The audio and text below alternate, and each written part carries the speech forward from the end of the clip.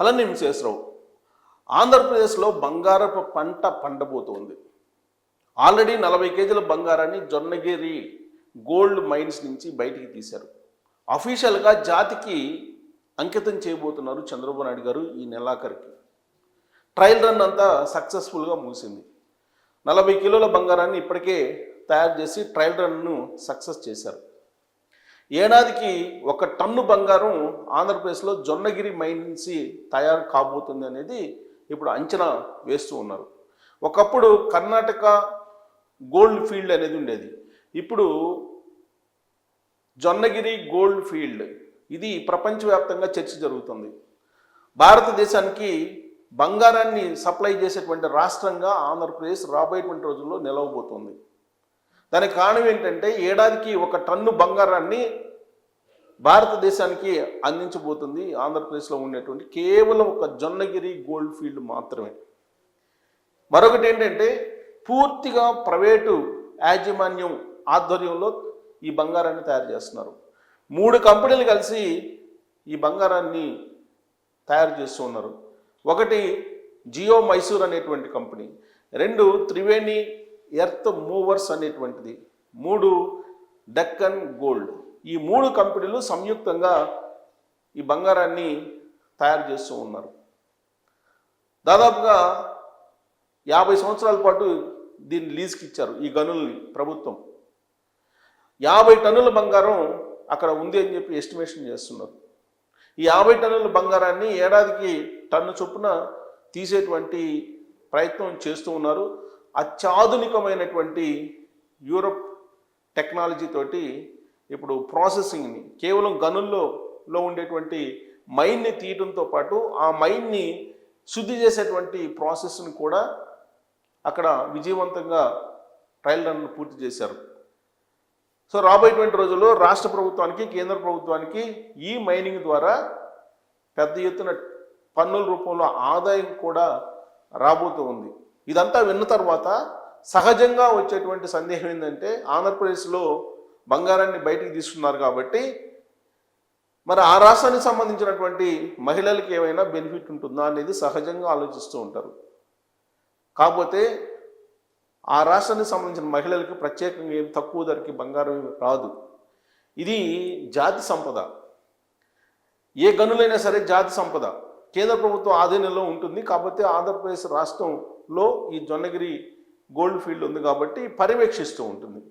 అందుకే చంద్రబాబు నాయుడు గారు అఫీషియల్గా ఈ నెలాఖరికి జాతికి అంకితం చేయబోతున్నారు. ఆంధ్రప్రదేశ్ రాష్ట్రానికి కాదు, జాతికి అంకితం చేయబోతున్నారు. కాకపోతే ఆ గోల్డ్ రూపంలో వచ్చేటువంటి ట్యాక్స్ కేంద్ర ప్రభుత్వానికి రాష్ట్ర ప్రభుత్వానికి షేర్ అవుతుంది. షేర్ ఎక్కువ ఉంటుంది, ట్యాక్స్ పోర్షన్ ఎక్కువ ఉంటుంది ఆంధ్రప్రదేశ్కి. అంతకు మించి గోల్డ్ అక్కడ తయారవుతుంది కాబట్టి ఆ గోల్డ్ని మనం తీసుకొచ్చుకొని తక్కువ రేటుకి మనం తీసుకోవచ్చు అనేటువంటి అభిప్రాయం నుంచి పక్కకు రావాలి. ఎందుకంటే కర్ణాటక గోల్డ్ ఫీల్డ్ కేజీఎఫ్ చాలా ప్రాచుర్యం. అది కేజీఎఫ్ అనేది చాలా కాలం పాటు అక్కడ బంగారాన్ని బయటికి తీశారు. కాకపోతే అక్కడ ఉండేటువంటి మట్టి నుంచి వచ్చేటువంటి బంగారానికి అక్కడ అయినటువంటి ఖర్చుకి వ్యత్యాసం చాలా ఉంది. అందుకే ఇప్పుడు బంగారం మార్కెట్లో వస్తున్నటువంటి ధర ప్రకారం దాన్ని ప్యూర్ చేసినా చేయకపోయినా ఒకటే అనేటువంటి ఉద్దేశంతో ఆ కర్ణాటక గోల్డ్ మైన్స్ కేజీఎఫ్ని మూసేశారు. కాకపోతే ఇప్పుడున్నటువంటి రేట్ల ప్రకారం మనకి జొన్నగిరిలో ఆంధ్రప్రదేశ్ కర్నూలు జిల్లా జొన్నగిరిలో ఉన్నటువంటి ప్రాంతంలో ఆ మైనింగ్ నుంచి వచ్చేటువంటి గోల్డ్ బయట మార్కెట్లో దొరికేటువంటి గోల్డ్ కంటే తక్కువ రేటుకు ఉంటుంది. ఆ కారణం చేత ఇప్పుడు దాన్ని బయటికి తీసుకొస్తున్నారు. పైగా ఆంధ్రప్రదేశ్లో ఒక జొన్నగిరిలో కాదు అనేక ప్రాంతాల్లో గోల్డ్ మైన్స్ ఉన్నాయి అనేది జియాలజిస్టులు చెప్తూ ఉన్నారు. ఇప్పుడు ఆల్రెడీ దాన్ని మోడల్గా నమూనాగా మాత్రమే ఈ గోల్డ్ మైన్ నుంచి బంగారాన్ని తీస్తున్నారు. దాదాపు 500 ఎకరాల విస్తీర్ణంలో ఈ గోల్డ్ మైన్ ఉందని చెప్పి అంచనా వేస్తున్నారు. ఆ 500 ఎకరాలని లీజుకు కూడా ఇచ్చారు. లీజుకి ఇచ్చినటువంటి క్రమంలో ఇప్పుడు అక్కడ బంగారాన్ని ఎక్స్కవేషన్ చేస్తున్నారు. అంటే ఆ గనుల నుంచి ప్యూరిఫై చేసి బంగారాన్ని బయటికి తీస్తున్నారు. సాధారణంగా ఒక టన్ను బంగారం అనేది ఏడాది పడుతుంది. అయితే ఇక్కడ ఉండేటువంటి గనుల్లో నుంచి లభించేటువంటి మినరల్ ఏదైతే ఉందో, ఓర్ ఏదైతే ఉందో, అంటే బంగారపు ముద్దలు ఏవైతే ఉన్నాయో అవి ఒక టన్ను మట్టిని, ఆ ఓర్ని కనుక కరిగిస్తే 1 గ్రాము వస్తుందంట. 1 గ్రాము నుంచి 2 గ్రాములు మధ్యలో బంగారం వస్తుందంట. అక్కడ తవ్వితే వచ్చేటువంటి మైన్స్ నుంచి ఆ మైన్స్ని శుద్ధి చేయటం ద్వారా ఒక టన్ను మైన్కి 1 గ్రాము నుంచి 2 గ్రామ్స్ వచ్చే అవకాశం ఉంది. ఇది బంగారం అంటే ఎంత మైన్ వస్తే మనకి గనుల నుంచి ఎంత మట్టి వస్తే ఆ మట్టి నుంచి దాన్ని ప్యూర్ చేసి తీస్తారంటే 1 టన్ను దాని నుంచి ప్యూరిఫై చేయొచ్చు అని చెప్పి అంటున్నారు. 1 గ్రామ్ వస్తుందంట దాన్ని ప్యూరిఫై చేస్తే. అది ఇప్పుడు రిపోర్ట్ చేస్తూ ఉన్నారు. 15 ఏళ్ల పాటు దాదాపుగా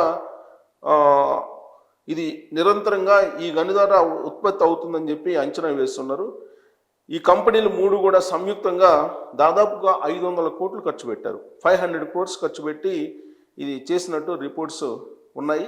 ప్రస్తుతం అయితే 350 ఎకరాల విస్తీర్ణంలో ఈ ప్రాజెక్టుకు సంబంధించిన ప్లాంట్ని నిర్మించి దాదాపు 400 కోట్లు ఖర్చు పెట్టి దీన్ని తీస్తూ ఉన్నారు. చైనా, యూరప్ దేశాల నుంచి కార్బన్ ఇన్ లీవ్ అనేటువంటి టెక్నాలజీతో కూడినటువంటి ప్లాంట్ని అక్కడ ఇన్స్టాల్ చేసి ప్రాసెస్ చేస్తూ ఉన్నారు.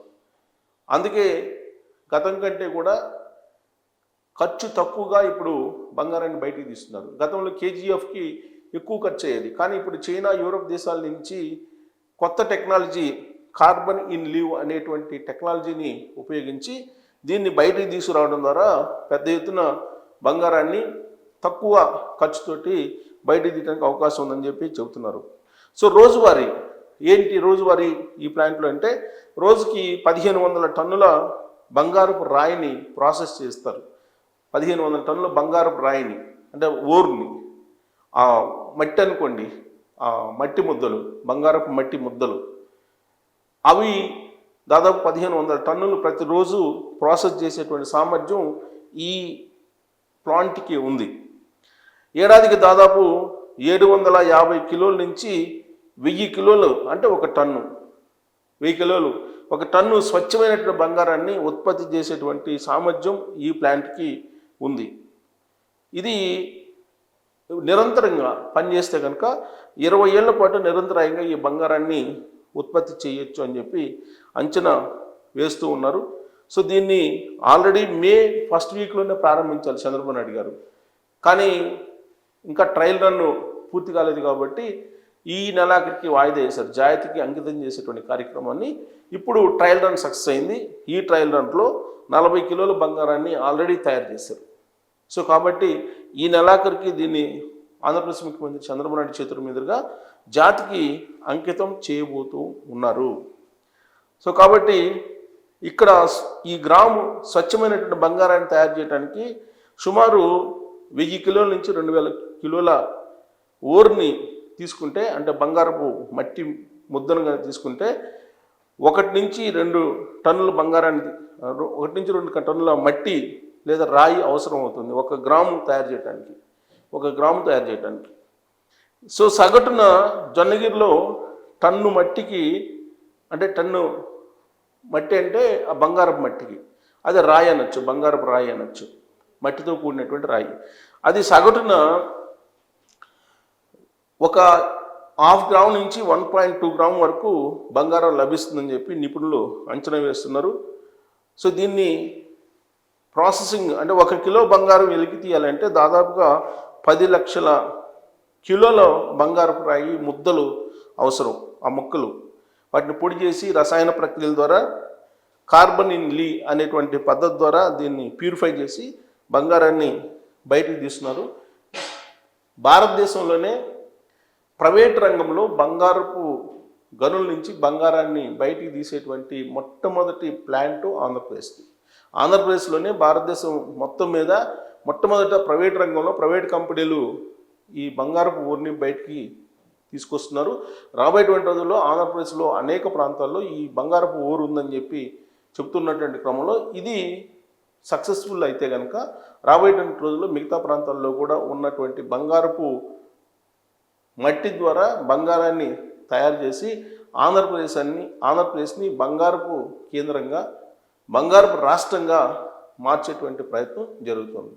సో దీనివల్ల ఖచ్చితంగా భారత బంగారం మార్కెట్ మీద ఎంతో కొంత ప్రభావం ఉంటుంది. ఇప్పటివరకు దాదాపు 800 టన్నుల బంగారం ఆర్బీఐ దగ్గర ఉన్నట్టు చెప్తూ ఉన్నారు. ప్రతి ఏడాది దిగుమతి చేసుకునేటువంటి బంగారం తగ్గుతుంది, బంగారం సైజు. ఎందుకు? ఆంధ్రప్రదేశ్లో బంగారం ఉత్పత్తి అవుతుంది కాబట్టి. ఆ కారణం చేత భారతదేశం యొక్క ఆర్థిక పరిస్థితి కుదుట పడుతుంది. విదేశీ మారక ద్రవ్య నిల్వలు పెరుగుతాయి, ఫారెక్స్ నిల్వలు ఉంటాయి. ఎన్ని కోణాల నుంచి తీసుకున్నా కానీ ఆంధ్రప్రదేశ్ నుంచి తయారవుతున్నటువంటి బంగారం భారత ఆర్థిక వ్యవస్థకు మాత్రం ఖచ్చితంగా వెన్నుదన్నుగా ఉంటుంది. అట్ ద సేమ్ టైం బంగారం రేటు తగ్గడానికి కూడా అవకాశం ఉంది. ఈ గోల్డ్ ఫీల్డ్ నుంచి కనుక పెద్ద ఎత్తున ఉత్పత్తి జరిగితే బంగారం రేటు కొంతవరకు కంట్రోల్లోకి వచ్చే అవకాశం ఉంది, తగ్గేటువంటి అవకాశం కూడా లేకపోలేదు. Thank you very much.